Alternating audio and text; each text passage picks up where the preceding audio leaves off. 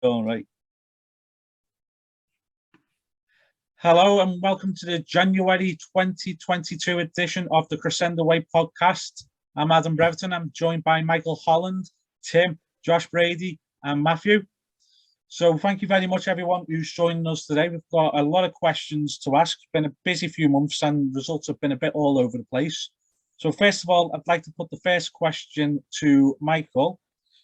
Thoughts on the season so far with 17 wins out of 22 league games?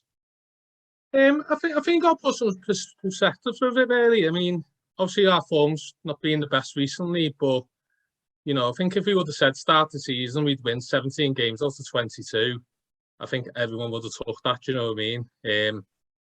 I think it's been a good. And listen, we're only 2 points off Worthington with a game in hand, so I think still all to play for really, isn't it? Same for you, Tim. Yeah, I think like Mike says, if someone had offered us this at the start of the season, we'd definitely have taken this for all the problems that we've had. We are one win away from being top of the league, which means that every other team in the league would want to swap places with us.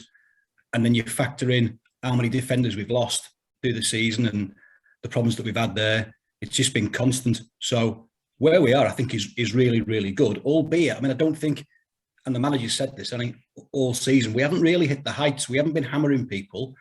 We perhaps got away with one or two and we were due to come unstuck and we have. But we can get better. So to be nearly top of the league and be able to get better, I think I'm really happy with where we're at. How do you feel about it, Josh? It's a good catch-22, isn't it? Because, I think probably you go back to the end of November and we look a bit much unbeatable, where we, to be honest, obviously, you can ignore the FA Cup and FA Trophy, teams above us in the league, fair enough. But I think we look unbeatable, really, and then kind of everything, just the defensive issues kind of hit us all at once, didn't they? And then I think, as a couple have just alluded to them, we started just to stutter through games, didn't we? And I think winning this was a bit of an eye-opener for me, because when we remember we were 3-0 up and absolutely hosing, and then all of a sudden it went to 3-2, just out of nowhere. That for me was just a bit of an eye-opener, and we just hit a bit of a slump really at the moment, haven't we? But as Tim just mentioned, then 17 wins out of 22 games. Of course, you'll absolutely take it, considering what's happened the last few weeks as well. But just seems to be being a bit of a kick in the gut the last couple of weeks, really, doesn't it? And probably the position we were in, and teams you've been beat by. I mean, you look at Rylands on Saturday; they were celebrating that like that they just won the FA Cup. Do you know what I mean? So, but like you say, probably says a lot about obviously Marine and how people view Marine as well this season. Absolutely. Matthew, what are your thoughts then up to now?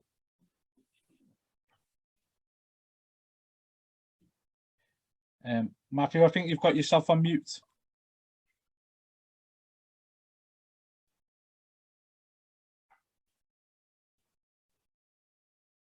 On mute, isn't it?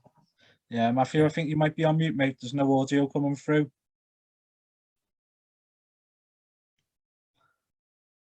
Matthew, while you try to sort out your audio, we'll move across to Chris Blackburn, who's joined us. Better late than never. Yes, Chris, sorry about that. Chris, how are you feeling about the season so far? Obviously, we started well, and the home form was really good. We looked invincible at home at one point. It's a bit, I think. Obviously, what happened to Miley was gut-wrenching, and I think now, especially with the Raven situation, it's really taken a sort of a turn. Hopefully, not too much of a turn, but it has been like the last 3 or 4 weeks have been sort of gutting. You get beat in the Christmas period, the way we got beat as well against Bootle, and then as I just said, Josh saying then about like the way Warrington celebrated, it was like they progressing to about the 6th round of the FA Cup or something. We're a big scalp at the moment in the league, and we haven't been playing well for a while, and it's hopefully we'll do something about it tomorrow night. and we'll get ourselves back into it where it's in our own hands and where we can make sure that we get the promotion we deserve. Yeah, brilliant. Matthew, I'm going to come back to you, see if your audio's working now. Is it sorted now? Yeah, you're sorted, mate. How are you feeling about the season so far? We've had a good start. I think, as you said, 17 wins out of 22, but also 5 losses in that time, no draws. So I think as the season progresses, we're going to need to stop losing so many games as we have done the last few weeks. I was when you were saying there about the celebrations. With Bootle, of course, it's a local derby. Of course, they're going to celebrate that in Rylands as well. There's a saying about everyone loves an underdog until they're not an underdog anymore. I think that's really where Marine are now. Unfortunately, the sort of love affair is very much over. So moving on to the second question. So the recent form, we've had more losses in our last 7 games than in the first 15 games. We've conceded 12 goals now in 7 games, where it was just 11 in 15 prior. How are we feeling about that, Michael? I just think it's the defensive issues. I think, like Tim said before, we're not a team that's been blowing teams away 4 or 5 every week. We're a team that was solid, we weren't conceding, and we were nicking goals 1 or 2. Now, about 5 or 6 them games, I think it's 4 actually, we've conceded 2 goals. And for a team the way we are, as I said, we don't score 3 or 4 goals every week, so that's the reason it's happening. As Tim said before, the defence, we haven't had a proper left back since Joyce went. You're putting people like Hayde at left back at one point, then you were putting Devine, and it was Roberts last week, wasn't it? Marley out, who's not really being replaced. You look at Raven, he hasn't been replaced 6 weeks, and Joyce hasn't been replaced. So I think it's obviously affecting the whole team. The midfield's a bit, do they press or don't they press, because the defence is looking a bit weaker, and obviously we're conceding the goals. So until we get more solid, we need to be more solid, because we're not. I don't see us as a team as that free throwing that's going to beat teams like 4-3. I just don't see that happening. We need to be more solid to be able to get back to winning games. Tim, how are you feeling about all this? Yeah, well, we've lost 3 out of the back 4, haven't we? So Joyce, Smiley, Raven, that's 3 of our back 4. And any team would struggle if you took 3 of the back 4 out. And they are 3 quality players.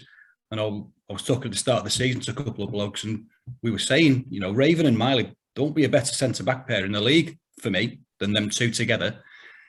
So, yeah, to lose them both, I think Danny Shaw's done really well, actually, when he's played.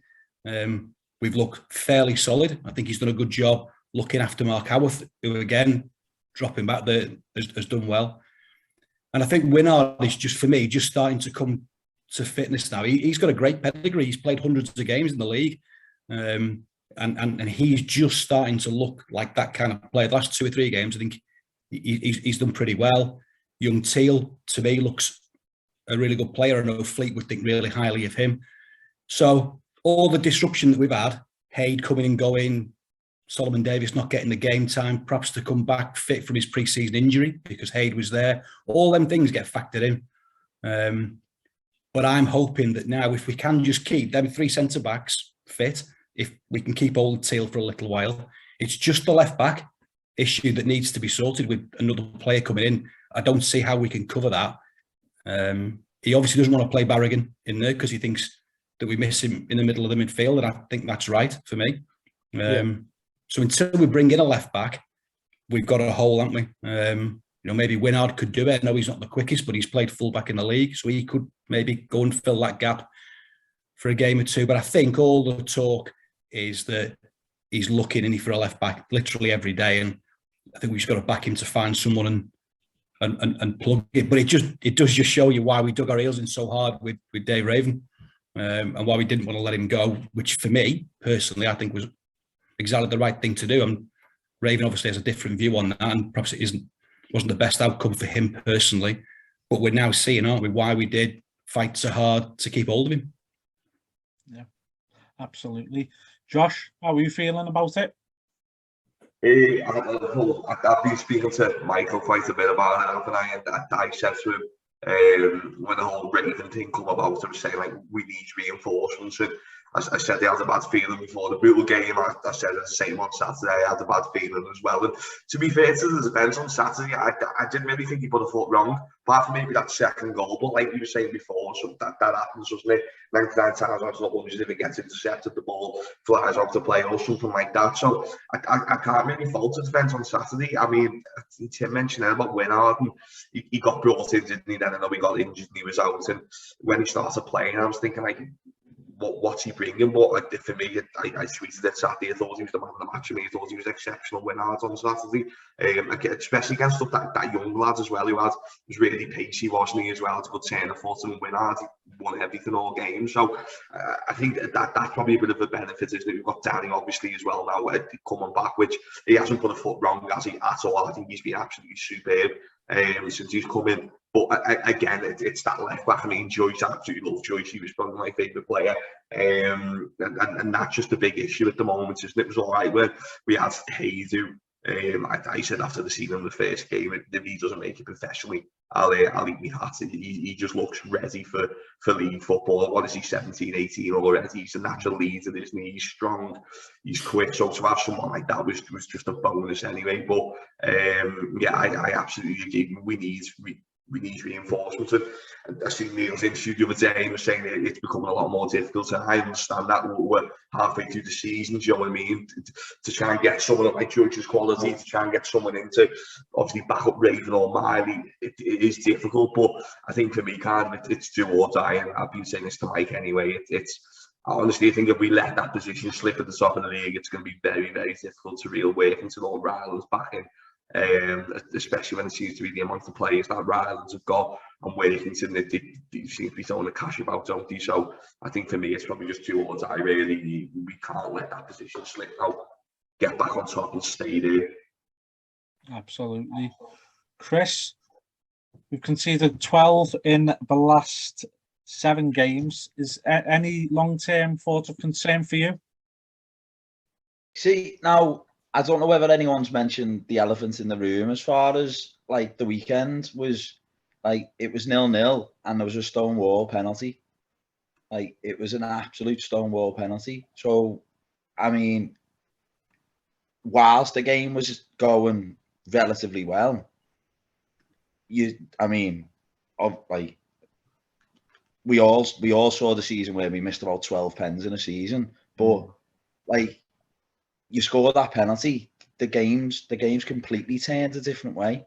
So, yeah, the defence is a massive worry as far as at the moment you're leaking goals every game, and it seems like he will stick with this 3 centre half sort of system, and that most probably is the only way you can fit in those 3 defenders. He's never really liked to play Danny Shaw in with 2 centre halves, has he? You've always really saw Danny Shaw playing with 3 at the back. So I'd imagine, and hopefully it will get, as they just play a few more games together. I don't know how many combinations we've ended up playing at the back, but that's most probably paid a bit of a, you play with a different centre half next year every week. That you don't get used to it. Like, Dean used his experience, I think, really well on Saturday, and hopefully his experience as part of that 3 will come through a little bit more, and it will help the young lad on.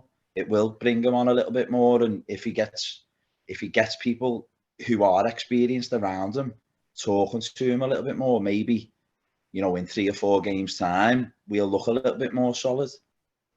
I quite liked Howarth as well, playing at left centre half. I know he'd most probably much prefer to be higher up the pitch, but even away at Wrexham, he didn't look that like out of place. So I think it more than anything, you most probably just need the same defence for 3 or 4 games on the trot, and maybe it will just sort of help each other out a little bit. Bringing Erwin back and his experience And as soon as he came on, he was like the energy. And I think that's most probably one of the reasons why he doesn't want Barragan playing left back, is because you miss his energy and you miss his legs in the middle.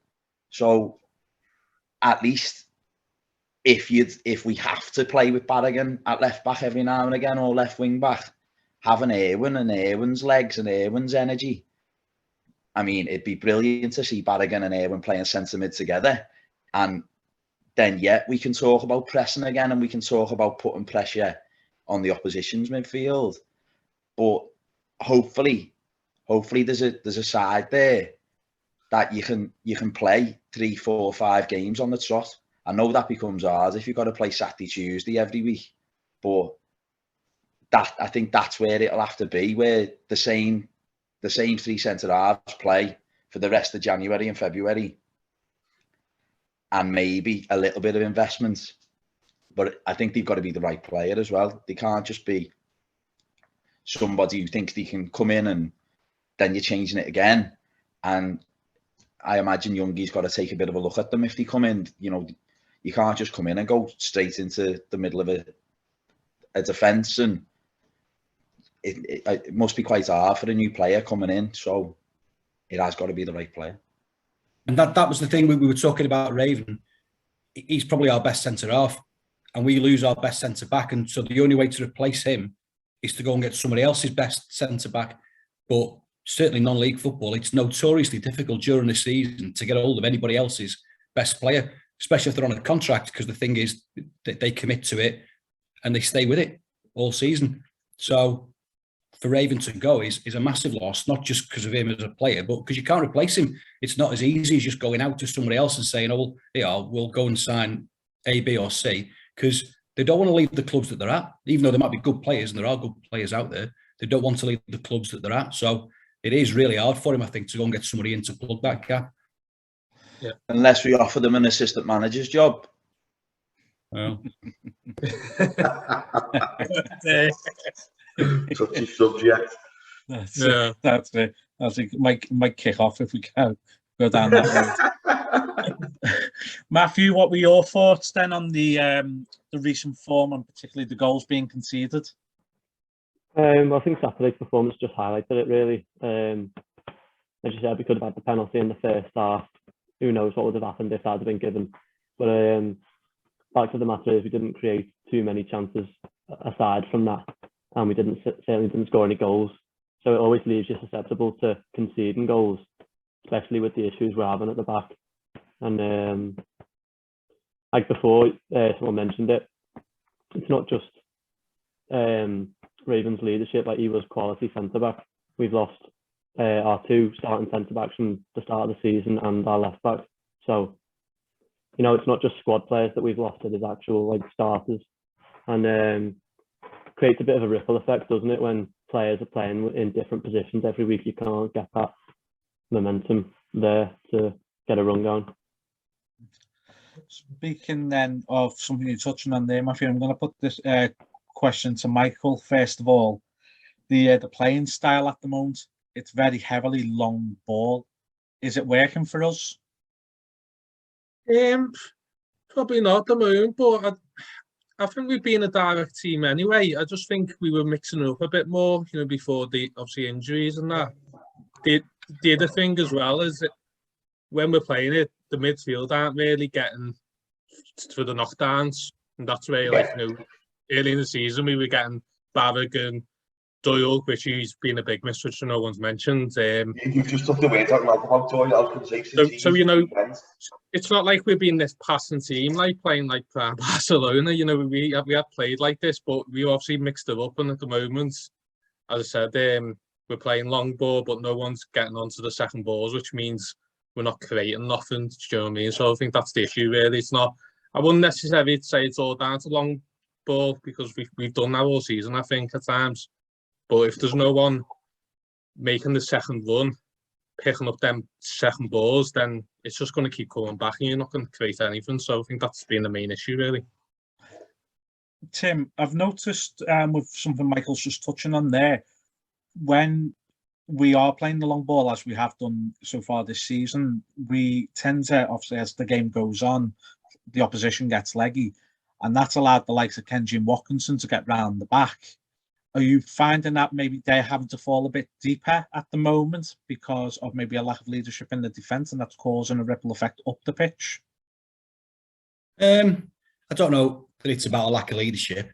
I agree with everybody. Raven's a big leader. Miley was, but there's plenty of experience on it. We've got a young squad, but the likes of, Irwin's come back in, but Lynch, Winard, Cummins, they're experienced players. So I don't think it's about lack of leadership on the pitch. And there's different ways to play long ball. You can play, a Josh Amos, 6'5", big centre forward. We're not doing that. We're playing those sort of diagonals in behind fullbacks, aren't we? For Kenji Watkinson to get in behind, and we have done that all season. So I don't think it's that we're just lumping it forward aimlessly. I think there is a plan, but we're not executing it. So some of the quality of those balls forward has been just really poor. But the last 2 or 3 games, especially, part of that, I think, the pitch looks a state at the minute. That's the worst our pitch has looked probably in a decade, because we've dug it up, haven't we, pre-season, to put an artificial down and then had to pull the plug on that at the last minute and relay the pitch. So the pitch is going to be like that all season, and we need to get used to it. But I do completely agree with Mike. It's a bad second ball, and when you put those diagonals in, if it isn't inch perfect for them to get in, ball to feet, then what Kenji and Watkinson are both pretty good at is getting the body in and competing with it. They're not the biggest, are they? But they make it difficult. And then you've got to pick up the second ball.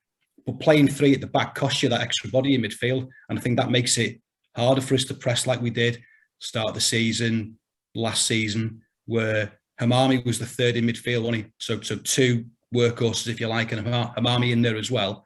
That's the player that more often than not we're having to sacrifice, aren't we, to have 3 at the back. So I would love to see him go back to a 4. I don't know. This isn't based on anything. It's just my opinion. I think Neil would rather play a 4 if he can. And I'd like to see him go, whether it is Shaw or whether it's Winard. I think Taylor's got a bit of pace about him, a little bit of quality about him.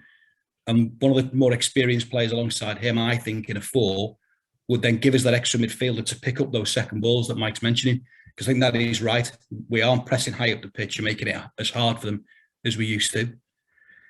And then the only other thing I'd say about if we are going to play that more direct style, I think every game we've played without Cummins or Riley up there, we've struggled, because they give you that little bit of physical presence. And certainly with Cummins, that bit of nous. They're good at different things, aren't they? Riley's got real touch of quality about him on the ball. So is Cummins. Cummins, for me, a bit more experienced.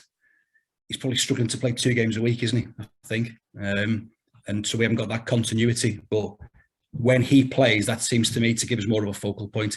He drops that little bit deeper, and then that creates the space in behind for Kenji and Watkinson to get through. So I'm not concerned about us playing that more direct style. I think we've always done that. Solid at the back, work really hard in midfield, and use Kenji and Watkinson's pace. That's been our thing. So it doesn't worry me. It's just we're not doing it very well. Josh, putting that question forward to you, the recent tactics, you got any concerns about the playing style that you think may affect us long term?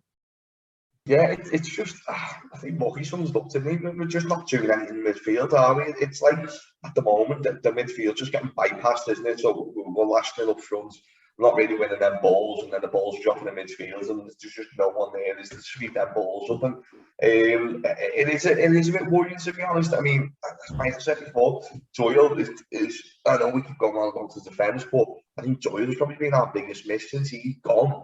That gap has formed, hasn't it? And we have started to leak goals. And he's probably unheralded, isn't he, really, Doyle, in regards to what he actually does and how he goes about the pitch. I mean, we've seen against Wrexham, he bossed a midfield of full-time professionals who were 2 weeks above him. Do you know what I mean? Like, it says everything about him. I think he's a bit of a missing cog at the moment. So that probably has a bit more of an impact on us than what we probably thought as well. I do think probably going forward at the back, pushing Howard, maybe even just in that holding role, but just sitting in front of the defence, and then you've got your other midfielders who can roam a little bit more freely. It's 2 wingers. I mean, that sounds great in theory, doesn't it? I'm not trying to say I'm and the next Neil Young. But I just think something a bit different at the moment to try and solidify that midfield. Like I say, I don't know what's up with Doyle. I think when he comes back, we'll massively appreciate him coming back. But it is just a bit tired at the moment, isn't it? It's going back to the days of old. I think it all probably comes down to the insecurities and defence. So we've probably gone to a more direct type of football, and then the midfield. It's just a bit of a domino effect at the moment, really, isn't it? To be honest. And Tim made a point actually on the pitch. And I said this Saturday, I've never seen the ball bobble so much in the NCA as I have the last few weeks. It's been awful, hasn't it? Like, passes are going, you see keepers trying to clear it, the ball's bobbling, passes are getting thrown across the park, and the bounce before they hit it. That seems to be having a bit of an impact, to be honest, because it was like a carpet, wasn't it? I've always said we probably have one of the best pitches in the league, if not the league above, for just at the moment. They pissed poor, but like you say, that was nobody's fault. That in the summer, the company tried to pull a fast one for the next gen. Obviously, the amount of money, so it's just another thing, isn't it? Really. That's it. It's just like culmination of everything. But Chris, is there any concerns for you at your end with the playing style at the moment? I think it's all been sort of touched on there, really, hasn't it? It's you can play that style if you are playing it wide and trying to get in behind their fullbacks, and obviously, like, Kenji is one of our strengths. So, and using like Watkinson, trying to have a battle with one of their fullbacks as well, getting behind either side, and sometimes it comes down to a little bit of luck as well. Sometimes the second ball, and especially if the ball's bobbling and bouncing awkwardly, then it is just about sometimes where the ball does or doesn't bounce, isn't it? So I think if you do it more often, then it becomes a little bit less about luck, and then you have got to you've got to make some of it yourself, I suppose, haven't you? But I think, as I sort of got to before, maybe if you play that settle the same side, or a very similar side, or a very similar spine at the very least, then people get to know their jobs a little bit more. You know, you say you're missing out on the second balls. Well, that's been Barragan's job for a long time, hasn't it? One of his jobs is to go and pick up that second ball. Well, as soon as he's gone into left back, then that's lost, isn't it? Or somebody else has to try and step up into that. And if they haven't been doing that before, then you've got to teach yourself those habits. I think some of winning a second ball is a bit natural, and you see it in the air, and you pick up your position knowing full well what's going to happen. And Barragan was really good at doing that, really good at getting himself into places, and really good at getting himself around the pitch, being really busy. So if a left back kept come along, or maybe, as I said, like maybe that becomes Erwin's job, and winning that second ball and keeping the ball in their half and putting pressure on their centre halves, because that's at the moment, like against Warrington, we made their number six's job relatively easy, didn't we? Newell was unlucky at times. He got himself into a little bit of space in the box once or twice, but you'd have hoped when you saw that number six for Warrington, you'd have hoped we could have given him the run around a little bit more, and we didn't really give him a hard enough game, really. And I think that, like, if you're a centre half in that league, getting the ball lumped up at you, your bread and butter is to win your header. So you've got to try and make it a bit more difficult for them. You have got to make sure you're getting behind. No centre half wants to be chasing Kengi down the line, getting dragged out of position. No one in that league. So maybe it will. It isn't the worst idea. We've just got to try and make sure we utilise what we've got. I think, Chris, with that battle you're talking about there, to give it the sixes, Buxton into Adam Buxton, who's a massively experienced player, and although he doesn't look the most athletic, he knows his way around a football pitch, and I thought he had a really good game. He really read it. And of course, with Newell, who's a good player, we're seeing Newell at about 80%. That's why he's with us, because Southport wants him to play for us to get fit. And So I think you're right. We didn't give him the hard time that we all wanted him to.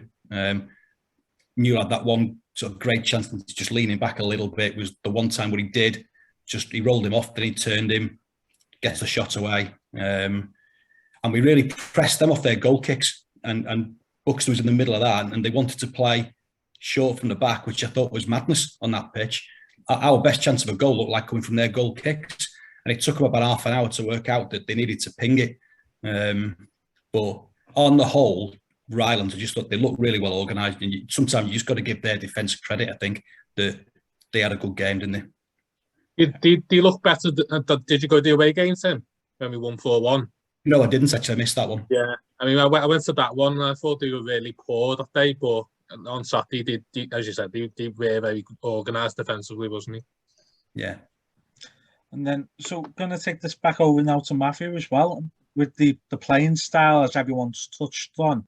How are you feeling about it? Is it working for Marine? Is it just a short-term blip, maybe, as Tim was alluding to, about getting these diagonal balls to the players getting around the back? Yeah, I mean, you can only work with what you've got, really. So tomorrow I expect to see the introduction of Cummins or Riley if we're going to continue playing that style, because I think it benefits them a lot more than it does Newell, for example, or whoever else we decide to put through the middle. But as for the playing style, yeah, with the introduction of Erwin back into the setup, I think we'll be able to deal with the knockdowns a lot better in midfield with his energy and legs that he gives us in there to fight and win the ball back and put it forward to Kenji and Watkinson. So the next question I've got to ask for you, the panel, it's now the fantasy football side of things. So where do Marine need to improve? What positions? Now, there's two positions I think everyone's going to agree to. And every time you say that position, I'm going to take a swig of this neat vodka. And we'll see what happens. And we'll see how it pans out in the next few minutes. So first of all, Michael, where do you think Marine need to recruit for? It's like we said, and I think I mean, I'd like to see another centre back, like, but as Tim said before, you know, it's very hard to get, you know, the best ones. But I think the left backs are absolutely priority. It's got to be. I mean, when we had Joyce, you know, we had two wing backs that we. The problem is when the right-sided left back, or you know, someone you put near left back, they're always cutting back on the right foot, and you know, it's easy to defend against that. When we had Joyce and obviously whether it was Hayde or Solomon Davies, you know, they're bombing on and they're putting crosses in straight away. You know, they're not checking back on the right foot, and it's easy to defend like that. So at the end of the day, you're just putting midfielders in places where I don't feel comfortable. You know, we put Devine there, we put Roberts, wasn't it? Then there's obviously Barragan, but then you're losing a lot in midfield with Barragan. The centre halves, you know, I think we're all right at centre back, to be fair. I do, you know, we are weaker because you can't deny it. You know, Raven and Marley are two brilliant defenders. And I think Shaw's done well, don't get me wrong. I think Shaw's done really well. Winard's starting to do well as well. But the main thing for me, it's not, we concede, the goals we concede, the team's not opening us up. It's with the mistakes by us. You look the whole through the game at League, brutal. All right, the free kick's a great free kick, to be fair. But, you know, even the second goal. So they're individual errors. They're not teams. It's not like I'm sitting here going, oh, we're really bad at the back. I just think, you know, we just need to cut the silly, because they can easily be cut out, and the silly mistakes, the goals we concede. Tim, do Marine need to improve? Do we need to recruit? Well, I'll give you your free swig of your drink first, because obviously we need a left back. That's taken as red. I don't think we need to go on about that. We just haven't got one. Other than that, I mean, maybe I take a bit of a different view to other people, because I don't think we do need a load of new players in, because we're in a position where what you recruit has to be better than you've got. And if you've got a bench that has Cummins, Irwin, Lynch, Riley and Wiggins sat on it, then that's the strongest bench in this division. Workington have got a good squad, but those five on a bench is daft. Reading Youngie's post-match stuff from the last game, what he seemed to be alluding to was 1 or 2 players he described it as them wilting, didn't he? And with young players, when we've been underdogs, we've had a great cup run. When you are the underdog, you play without fear, and we play on the break. That's great, isn't it? But now we're having to get used to being the favourites in every game that we go into. And you'll have goalkeepers banging the badge on the chest like they just fulfilled their childhood dream of beating Marine away. Or opposition players planting a face cloth size flag in the middle of the pitch. It's embarrassing, but it's going to happen all year. That's how the opposition's going to be. And that's a different challenge for them young players. So recruitment, yeah, if you can find someone who's top quality, brilliant. That's why we've had some loan players in, haven't we? Because that's perhaps the only way to get better quality in, because you can't get other people's best players. But I think what we might see is those players who were on the bench against Rylands, that there's some real quality, and certainly 4 of them are experienced older players. Riley's played at a good level as well. I can see them 5 getting some more game time now. Perhaps 1 or 2 of the younger lads maybe just being given a breather. The other thing, and we touched on it before we started recording, and this is what made me think about it. I think a little bit we've missed Mendes being injured, because Bailey, I think he's a great young keeper personally. The club have committed to him with a 2-year contract, which is the right thing to do. But he's made some mistakes, and he's held his hand up to that as well, which shows a level of maturity for him.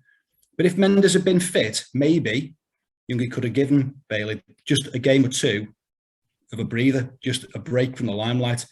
Because if you are a keeper and you make a mistake, everybody notices, and he's having to play in front of 1,000, 1,200 people every week. It's a big thing for a young lad. So I noticed Mendes was warming up the other day. He was back on his feet, wasn't he? I think it'd be good for the club to have 2 keepers to pick from again when he comes back fit. But in general terms, in terms of recruitment, only if it is a quality player. We don't need anybody else in the squad. And that's that team we had on Saturday with that bench. Doyle's out injured, and Devine wasn't in the squad, who I think is another really good player. Yeah. So, that is a strong squad. We don't need to go out and just bring people in. It would need to be somebody else's best player, I think. Yeah. What about you, Josh? Any way that Marine need to improve? Is there a recruitment need at all? Left back, centre back at the end. I think we've got the young lad, haven't we, from Fleetwood? He's only on loan, and they take him back. He's only on a month loan, isn't he? If they take him back, it's again, you're in a big gaping hole at the back of the defence, haven't you? So I think for me, he's not someone we should be relying on. So I think for me, absolutely centre back. Andy Marley's not going to be back this season, is he? Ravens gone. So yeah, centre back for me. You've then got the rotation of Shaw, Winard, obviously this lad from Fleetwood for a bit, and then there's a full centre back there who's obviously hopefully just going to slot in. So that's it for me. Left back, centre back. We've got a couple of midfielders out injured. Great.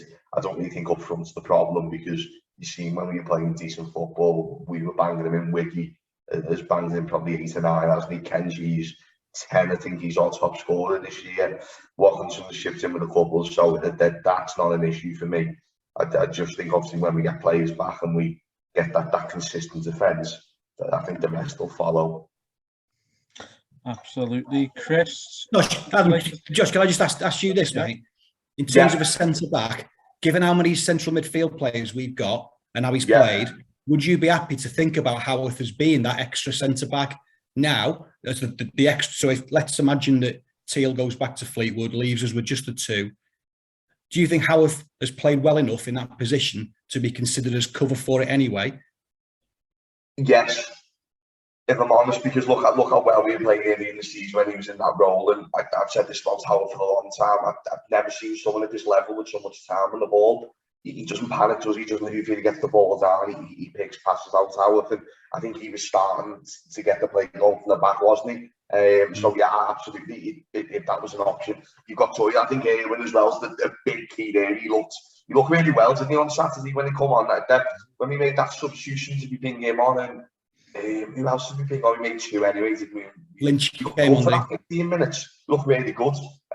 So yeah, I'd absolutely take that. But again, I don't think the big issue is if that lad goes back to Fleetwood, then you've got 3, haven't you? Well, you've got 2. Potentially Howard, if you get an injury again, but we're in that time of the season now. We're not really going to get anyone, I don't think so. I actually think Howth is suit. I mean, I think it suits Howth more to be at the back. I mean, every time I watch him, he's obviously a player who likes the ball. He's always got more space. He's quite tall, so I think he did really well at centre back. I mean, so I'm not too sure why he got moved, but I wouldn't mind him going back at the back, to be honest. He's looked solid, and his attributes is on the ball, and he gets more time on the ball being at the back, doesn't he? So I think. Yeah, I mean, he's a good player, and he's got a goal in him, so I think he's wanted to get a bit further forward. But centre back, I agree, it suits him because he's got the game going on in front of him, so he can see everything that's happening. And I mean, he is a really good player. Actually, I thought he had a stinker the weekend. I'll say it, and it's not because I don't think he's a top player, because I think he is. But that was one of his very few games in centre midfield this season, wasn't it? And it looked like he was taking some time to get back used to having no time on the ball. I think he's the player that you want the pitch to be all right for him, because that left foot is sweet in it, and he pings them diagonals, and he's having to take an extra touch, and perhaps didn't look like he had the time on the ball. He gave the free kick away for the first goal. So he didn't have his best day. So if he's going to play in the middle of the park there, he needs to get up to speed pretty quickly, because it is a different game, in it, like you say, more time on the ball, playing in a back three. Where do you stand on it then, Chris? Do you think Howth going into the back would be a good idea, or do you think maybe as a deep line midfielder in front of a back two? There was a game where we played a 4 at the back, and I'm sure it was Howth and Danny Shaw, and we might have even kept a clean sheet. So there's an option to even go to a back 4 with those two, and then obviously you've got winners. So I like the idea of being able to, that he can control a game. And even if we are then in a decent amount of possession, well, he would most probably just naturally drift a little bit forward anyway, and carry a ball out and become a little bit more involved in the game. If we were to get a bit more involved and get a bit more passing going on and a bit more pressure in their half, it's an option. And he's done really well when he's played centre half, definitely. I have been a fan of him, and I wasn't as impressed with him on Saturday, but as we've said, maybe that's when you've played so many games at centre half and just got that even half a second, a bit of time on your feet, and you can get the ball and afford to have a little bit more of a look. Whereas now, an effect like Warrington were busy, and they weren't giving him a second. So, and obviously his aerial threat. So the fact that somebody else can take a corner, so he's not 6'4" and taking corners, also helps, because his aerial threat is something we need to utilise. If he's on the pitch, we need him in the middle of the box, not taking corners, I suppose. His delivery will be fantastic, obviously, but there's no point in someone 6'4" crossing it to somebody who's 6 foot. So, use him in the middle of the box would be another thing for me to be making sure of. I agree as well with Tim's point. If we want to win the league and we're going to sign a replacement, then we need to sign the best centre half out of anybody else we're going to sign. Really, there's no point in going to a team and taking a centre half that's on the bench.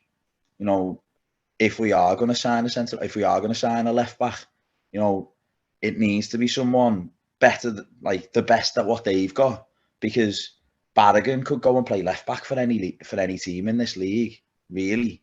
So, and we all know we'd rather have Barragan in centre mid. I understand that, but if we're going to sign someone, they have got to be better than what we've got. As we alluded to, that bench, pretty much everyone was disappointed with the third sub, and it wasn't because of who was coming on. It was because of the fact that Wignall couldn't get on, and he's absolutely quality. So all 5 subs are quality. Riley, every time Riley plays, he does something, he creates something. He scored fantastic free kicks.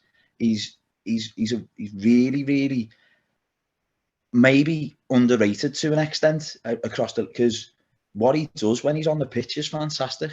So the subs we made, like, obviously, like, Irwin impacted the game massively, and Cummins will always affect the game, especially as we've alluded to with the style of play. You know, he will put a bit of pressure on centre halves, and he will hold the ball up and get people playing off him. To have 5 players on the bench of that quality, you know, you can't go out there and just bring in anyone just because they say they play centre half or any left-footed defender, because that'll draw away from the fact that, you know, if we want to win the league, we need quality. Absolutely.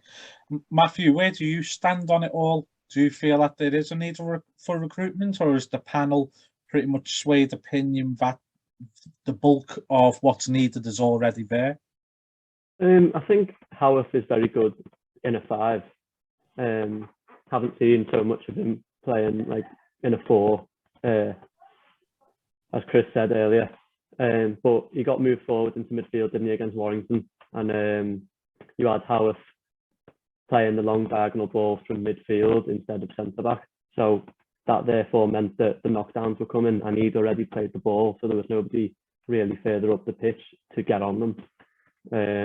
Barragan was there, but it was sort of like Barragan was doing the majority of the work himself in the midfield until Irwin came on. So yeah, I definitely think we need one more centre-back, but as people have mentioned, it will be very difficult to find somebody of the quality that we're going to need to go on and win the title. So the final question now for the panel, it's a bit of a fun one. You've got unlimited money and there's no restrictions in this at this level, in this league. Who is the player that you're going to look to bring in, starting with Michael? Oh, God's sake, don't know. He's going to Google now, mate. I know, yeah, he's proper freebie on this one. I'm not sure, to be honest. As I said, you can have any player you want, realistically, in this league or the league above, from any team, whether it be a rival. Who would you have? Yeah, it's just hard to think of the left. Do you know what, though? I thought, that Higham, yeah. I mean, I thought I know he only played for a couple of games, I thought he was decent to left back, isn't it? As I said, I think the left back, it's quite funny because we haven't got a left back and we're probably more stocked up front. You know, if you look at it, you got Cummins, and listen, I know you can't refuse Newell, but you've got Cummins, Newell, and Riley, isn't it? And you've even got Wignall as well. But realistically, you can only play one of them.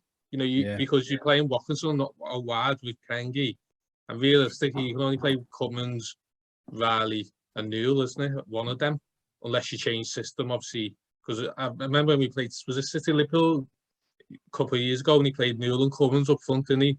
And I think they both scored that day, isn't it? So I think they'll see the system we play. We're only playing one of them, and I think that's a little bit of an issue because, as I said, you can only start one, and you can effectively only bring one on, can't you? Because you can't put Cummins on the wing or, you know, even Riley on the wing. Really, I think they both have to be central. So I think that's the issue. But yeah, I just think it needs to be established centre halves, you know. But as I said, it comes down to whether, you know, we can get a good enough one. That's because, as I said, Shaw and Winard are doing well. But if you're going to bring someone in, it's got to be someone like Marley's quality, you know, or Ravens quality. Because there's no point bringing in a centre half if they're not on their level, basically. What about you, Tim? If you're going to have any player from this division, or one above or one below, who would you have? It's hard, isn't it? Because it's difficult to have that in-depth knowledge of other people's players at this level. That's the reality. In our division, you'd look at Workington, wouldn't you? Because they're the other best team, I would say. When they beat us 1-0, that was the only time I thought we've been genuinely, completely outplayed. I mean, Bootley made some really poor mistakes. Clitheroe, we ended up with 8 men in the end, didn't we? But I look at, I've always liked Evangelinos, who's playing at Workington, I live just outside Ramsbottom, and he played at Rammy last year. For a couple of years, I've always thought he was a good player. They've got Scott Allison up there as well, haven't they? They've got experienced players. I mean, we were just talking before about Adam Buxton. Adam Buxton is a really good player. You know, he's doing for Ireland a little bit what Raven did for us. He's just using his nous. He's organising that defence. You know, these are good, experienced players. He reminds me of Stephen McNulty. Remember Steve McNulty was that chap? Yeah. That's exactly the type of player he reminds me of. He just knows the mills, was he? Got the job done. He was just one of those types of players. He has a great game, didn't he? Yeah, he just moved somewhere else. Anthony McNulty, he's just gone somewhere. But yeah, I mean, just the coach, wasn't it? Yeah, I mean, good player. I might be wrong. We might have had a sniff round him a couple of times here and there over the last couple of years, and it hasn't worked out. But that is the kind of player I'd be thinking about. But are we going to get that? Genuine, I wonder whether we might end up just sticking with loan players. Yeah, because you can bring quality in then without needing to sign somebody permanently. I think we were hoping to keep Hayde for the season. COVID has done our legs there, hasn't it? Because all of a sudden, everybody across the country, you see them dragging back all their loan players. Yeah. When you follow all the clubs in our divisions, they've all had loan players recalled because everyone's struggling for bodies. So, if we were dreaming about it, that's what I'd do. I'd go to Workington and I'd have a look at their team and I'd start cherry picking players out of their side because they looked to me the other best side in the division. Being a bit more realistic about it, I think we might see that Neil is committed to having to bring in some loan players to plug the gaps for a bit. Yeah. How about you, Josh? Anyone you fancy? Talking about loans, I know COVID scored it, but I'll probably be trying going all out to try and get Hayden back because he wasn't even in the squad or whatever. Saturday was he when he got recalled? He started, didn't he, playing that game? Was it the EFL Trophy or something? And then he hasn't been on the side since. So you're hoping that the as we know, the COVID cases are starting to subside. So that's probably going cap in hand to Tranmere. If not, again, I've got a massive knowledge of. I haven't really seen many players, to be honest, seeing games who stood out where I don't people seen in the past few seasons, you go, yeah, they're quality, but I think if you'll get anyone, get that Hodgkins with the boot. If you can't beat anyone, if you can't defend, just outscore them. He was immense, wasn't he, against us? He was just class. He wasn't just an industrious type of player, was he? But he scored goals as well for fun. So I think something like that, the old Brendan Rodgers approach of Liverpool. It doesn't matter how many you score, we're just trying to score you. So, he's probably one of the best players I've seen this season. So, that's off to him. He was absolutely superb against us. What about you, Chris? Is there anyone you'd want to take from another team?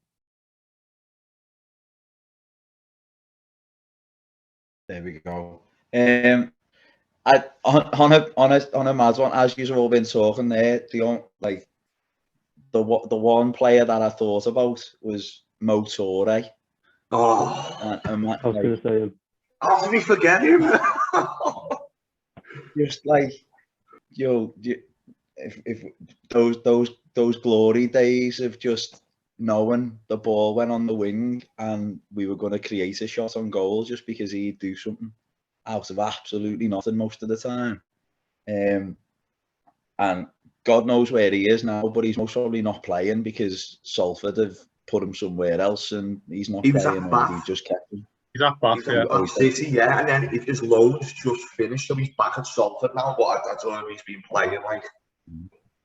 So if that would be, but again, like we're in abundance at the top half of the pitch. So like I don't know how bad Chris Doyle's injury is, but if he needed some match fitness, maybe there's a few words we could have there to try and give him 2 or 3 weeks, make sure he's match fit. But he'd most probably stroll straight back into the side where like at Southport as soon as he's fit. Like so, but depending on what he needs and if the deal's right, just another experienced head around that back.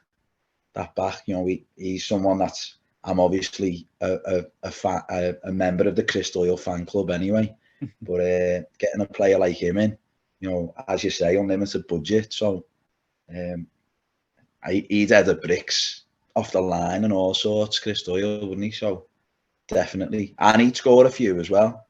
He was second top scorer, wasn't he, in his last season? So Well, when he was with us, when we got relegated, it was obviously goals that got us relegated. I think it was him and Shaw at the back, weren't he? We hardly conceded any goals, did he? It was obviously when Cummins got injured.